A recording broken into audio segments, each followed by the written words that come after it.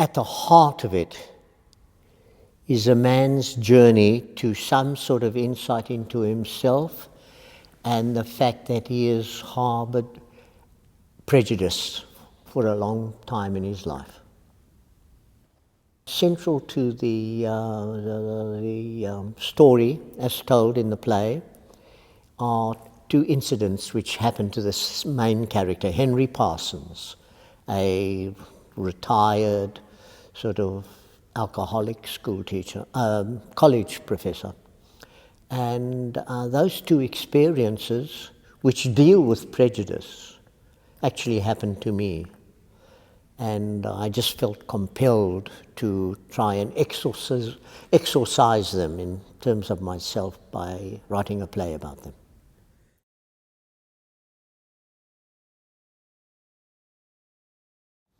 Well, I'm a compulsive storyteller.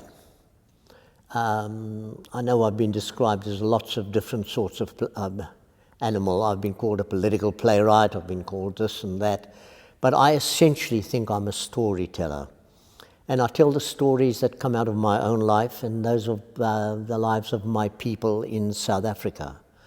And the exciting part about theatre is to see those stories come to life on a stage.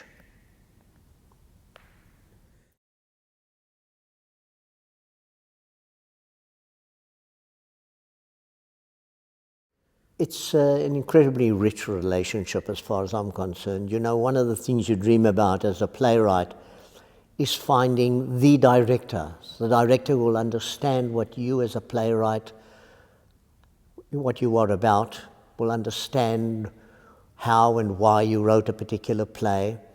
And from the moment I first met Gordon, and we first started talking on the phone before we actually met in person, I realized that I was talking to somebody who was profoundly insightful into my own particular chemistry as a writer. And it's a great blessing to come along at this point in my life, 77 years old, and I've found the director I've been waiting for.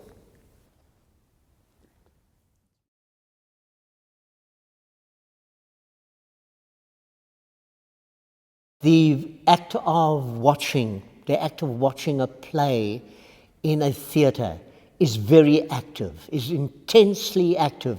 And you ask the actors about that, and they will themselves tell you that, you know, you can't do that play on that stage and give your all if there isn't somebody sitting in those seats in front of you.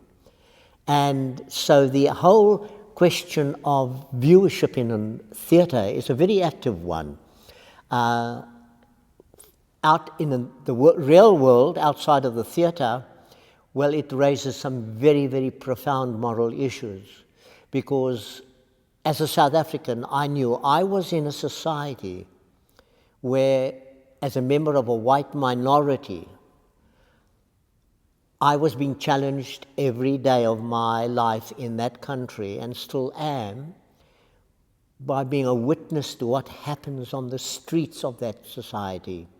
I mean, I saw the brutality of apartheid at first hand. There were a lot of white South Africans who saw it, but remained completely passive about it. I try to deal with it through the writing of my plays.